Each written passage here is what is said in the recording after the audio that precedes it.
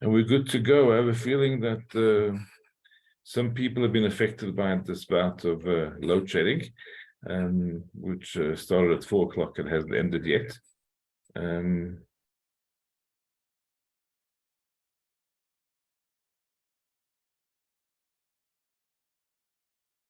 Okay, I'll have to have two of me. I'm sorry about that, but only one is talking. So I want to talk about Egypt. Egypt features in this week's parasha when the Egyptians drown in the sea. But it seems that there's a last farewell given to them just before they go to the sea.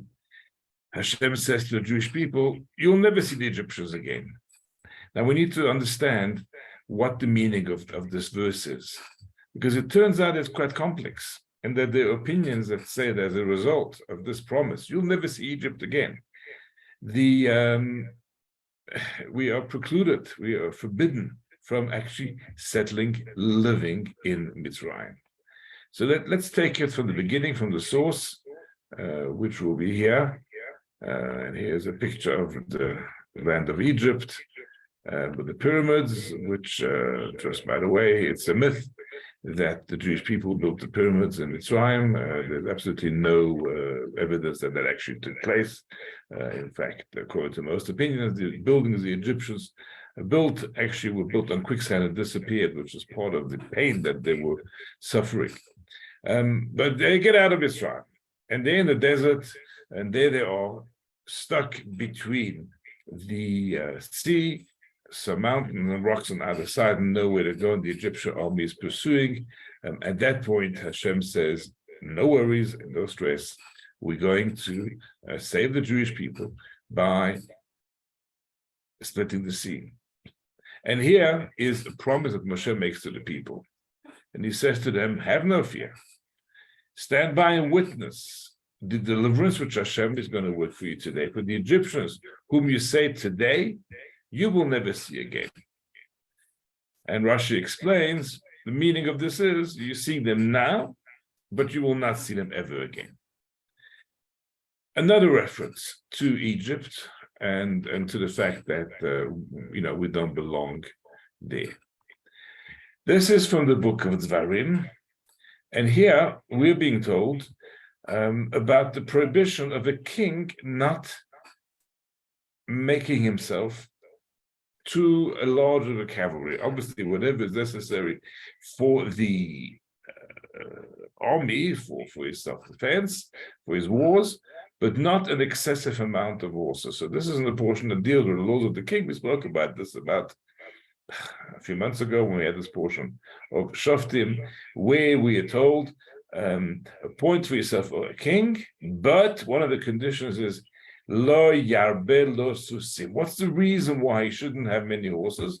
So that he should not send people back to Egypt. And that's to add to his horses, because Hashem has warned us, you must not go back that way again. So once again, that concept of not going back to Egypt appears. And as Rashi will explain to us, the horses came from Egypt. Good horses came from Egypt. And here's a quote from the book of Kings.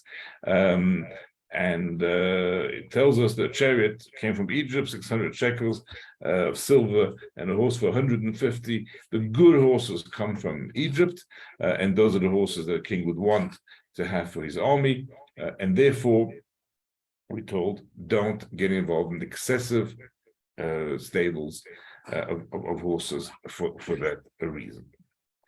And there's another third instance where it talks about not going back to Egypt. And this one here is at the end of the Torah. It's in the portion of Kitavo, where Hashem warns us of what's going to happen to us if we do not follow the commandments, the precepts of the Torah. There's a whole long list. It's called the Tochacha, or the warnings. And we're told that if we don't follow, then terrible things are going to happen. One of the things that's going to happen is that Hashem is going to send you back to Mitzrayim in ships via a route that told you would never see again. And of course, there it won't be so good.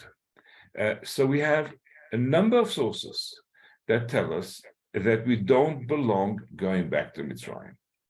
It's not good for us to go back to Egypt. We promise we will never have to go back to Egypt. Fair enough. Is it an actual prohibition of the 248 prohibitions in the Torah, the 365 prohibitions in the Torah? Is the prohibition of going back to Mitzrayim actually one of those? Is it a formal prohibition in the Torah? Not all agree, but there are those who say, based on these three sources, you don't belong going back to Egypt.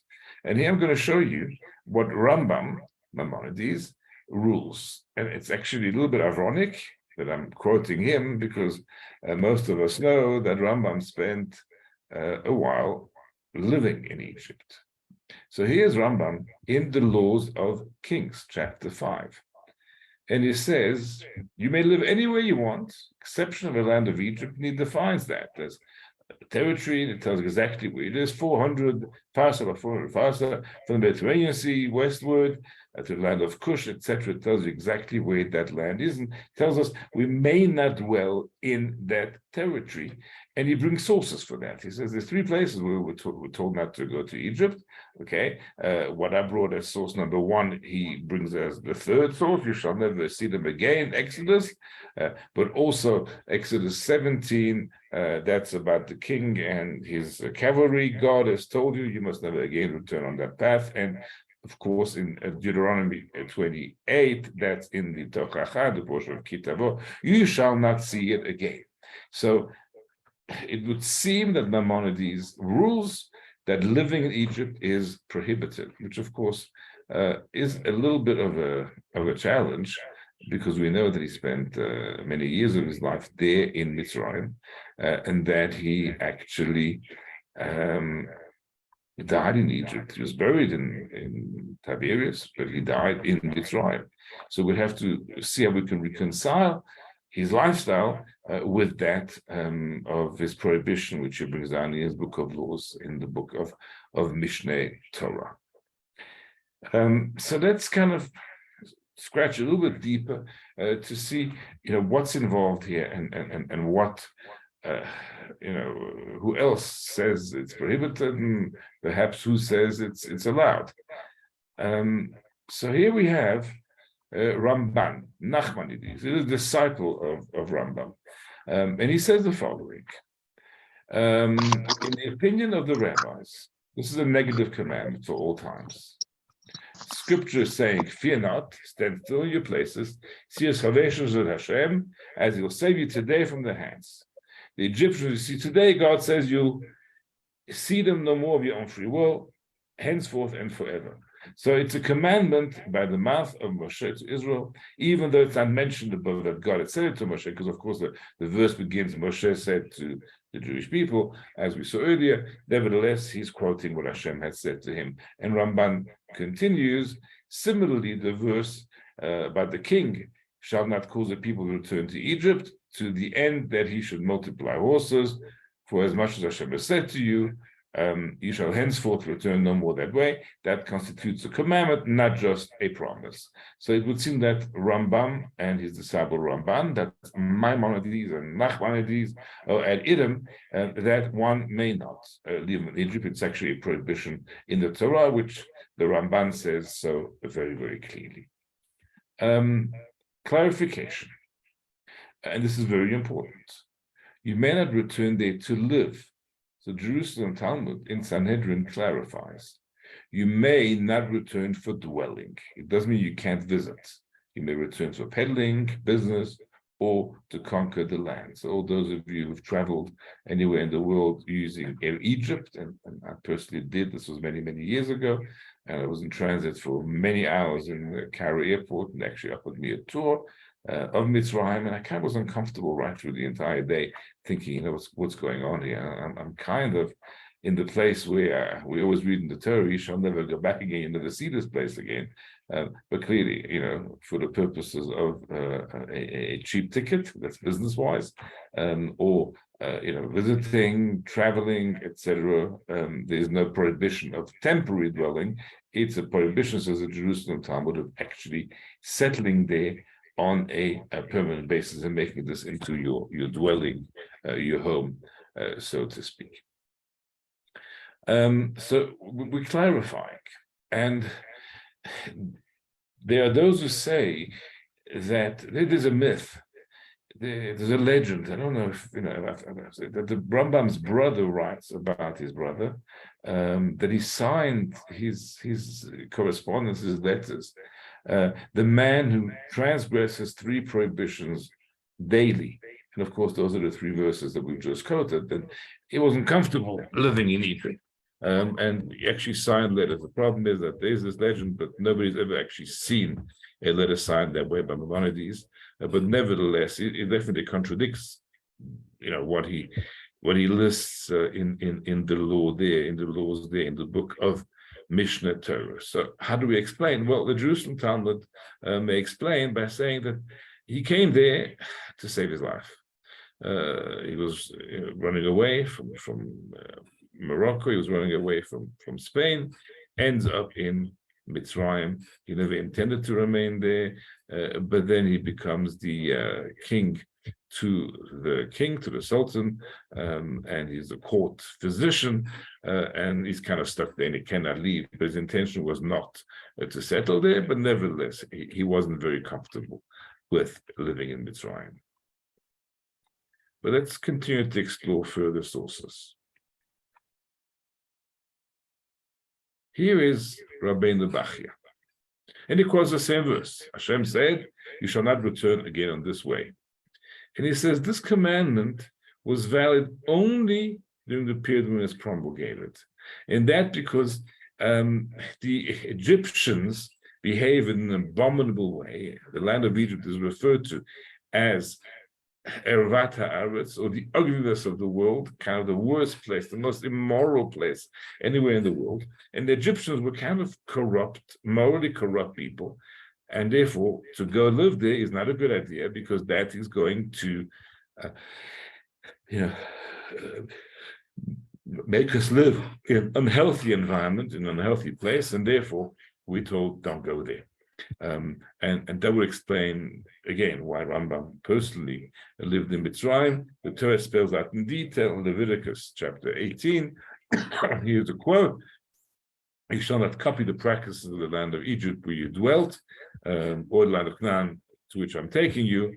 Don't follow their laws." And if you want to read more about the immorality of the land of Egypt, incidentally, that the portion that follows, the verses that follow, is a Torah reading on Yom Kippur afternoon, and it deals with all forms of immorality as they existed, as they were practiced in Mitzrayim. So says Rabbeinu Bachya, very possibly that's the reason. It only applied then. It was temporary. And not everyone agrees with that, because that would exonerate Rambam and many other Jewish communities that settled, and great rabbis that settled there afterwards. He says it cannot be a permanent prohibition, because how is it possible that so many communities made their homes in Egypt, particularly after the destruction of the temple? They were huge communities. The synagogue in Alexandria was famous because it was so large and so many people worshipped there that you couldn't hear the chazan in the back of the shul. So they had devised a system of flags. So when it was time for members of the congregation to say Amen, then the flags would be raised. Everyone would know you got to say Amen. And that was a practice of a synagogue in Alexandria. So clearly it had a substantial Jewish community. It wasn't just individuals who lived there. And so Rabbeinu Bachya bases his premise that it was a temporary prohibition, and not one that remains forevermore, on the fact that there were great rabbis, great scholars, vast numbers of Jews that lived in Mitzrayim. It was a thriving community. No community in Egypt actually lasted very long, and Mechilta, really, which is an early Talmudic era writing, points out that there were several attempts at settling Mitzrayim and making Jewish communities, they established Jewish communities there, and they all failed, and they all ended up in sadness and in tragedy, etc. But says Rabbeinu Bachya, the point remains, there have been great people living there, and of course, I'm sure he is referring to Rambam as well, and therefore it does not make sense that it should be a permanent prohibition. It was clearly something then. It appears that Sancheriv, and we're talking way back, a Babylonian despot ruler, he kind of destroyed civilization by making people move from one community, from one place to another. And so the Egyptians that live today in Egypt are not the Egyptians, the ancient Egyptians, and the Egyptians that lived, in the Talmudic era were not the Egyptians going way back of the slavery, and of course the Exodus. Rabbi Bachya continues, and he says, even if individual Jews had ignored this prohibition and settled in Egypt, the sage would have spoken against it, and we would have records of their protest. So therefore, he says, the only people forbidden to dwell in Egypt, which is who left the land to do so. So interesting, he says, if you're coming from elsewhere and you're going from one diaspora community to another, Egypt is not worse. But if you're living in Israel and you're red and you're leaving the land of Israel and you're going to settle elsewhere, then you may not go to Egypt. And here's another interesting opinion, that the prohibition still applies today, but only to one who is in Israel and then makes that journey. So you may not go from Israel to Egypt. From elsewhere in the world, it's not a problem. And that opinion bases itself on a strict interpretation of the verse, "You shall not return again on this way," which means it's the same journey going through via the Sinai Desert to get to Israel, which is somewhat different.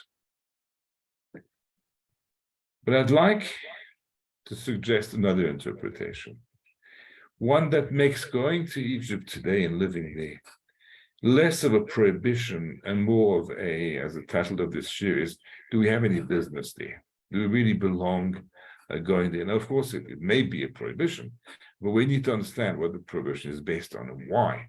Of all countries in the world where immoral people have lived, Egypt is the one. So let's understand and accept that where we live is not random. Wherever we choose to settle, it's not always our choice, but divine providence that leads us to that place because we have a mission to accomplish there.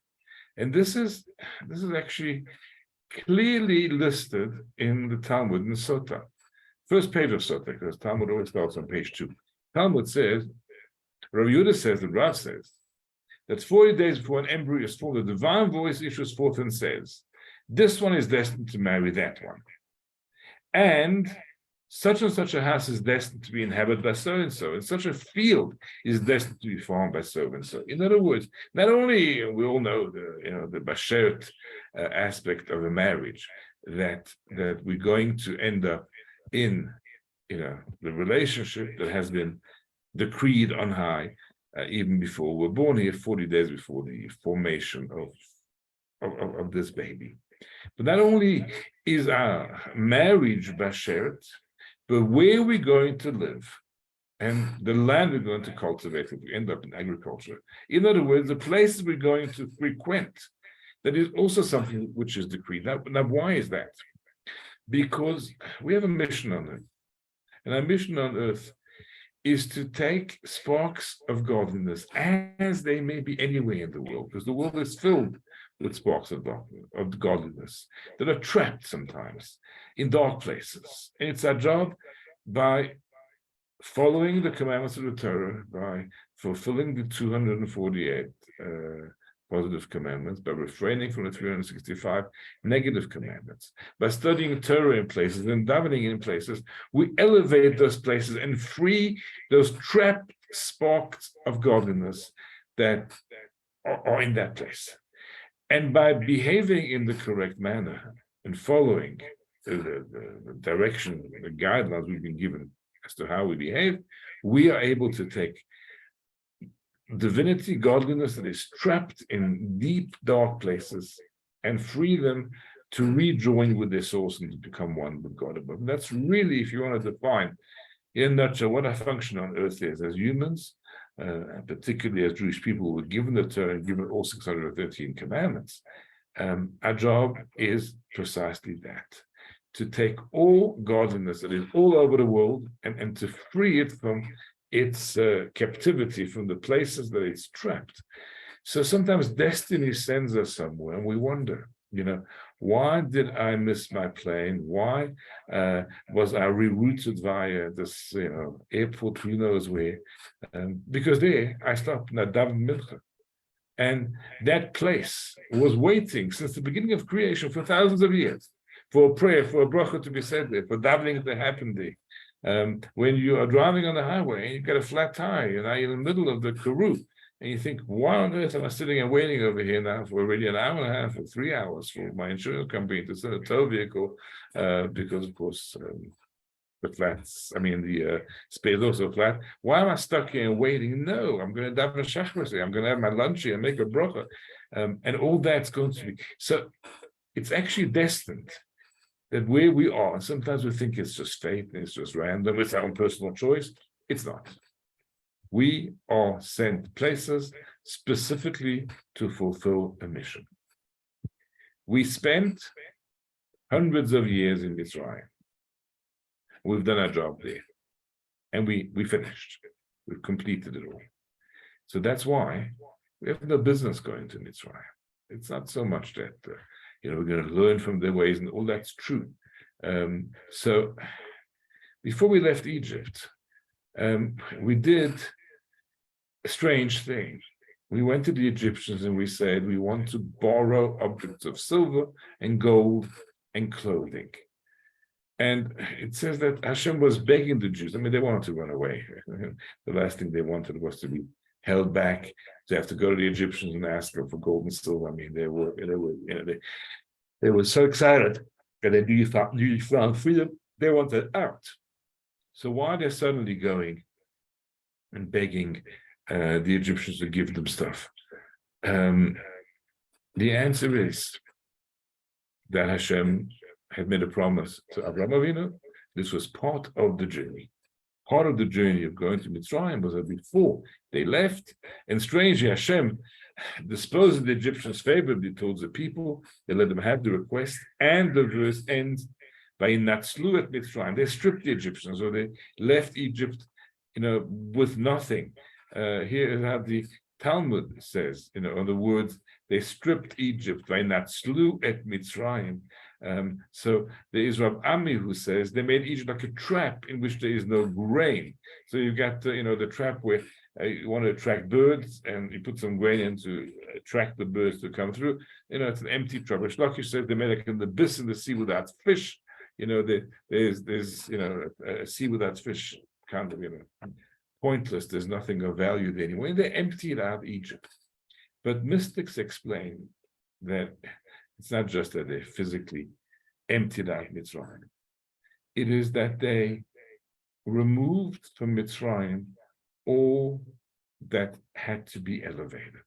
And when it says that they despoiled Egypt, they removed all those sparks of holiness. Well, not entirely, because there was subsequently still Jews who went there. But basically, a job in Mitzrayim has been completed. We have elevated the darkness and the godliness that is there and brought it out of the darkness. That job has been done. What's called the Birur HaNitzotzot, the elevation, the clarification of those sparks of godliness. It's been accomplished. It's been done. And at this point, there's no business for us going back to Mitzrayim. We lived there long enough.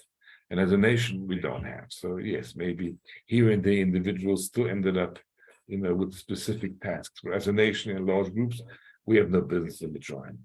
So besides the concern about learning from the Egyptians, besides the inherent immorality that prevails there, the promise that Hashem made to us that we have, never going to return there and never see that land again, there also remains a very real reason that, all of our journeys are made with a specific purpose and mission in mind.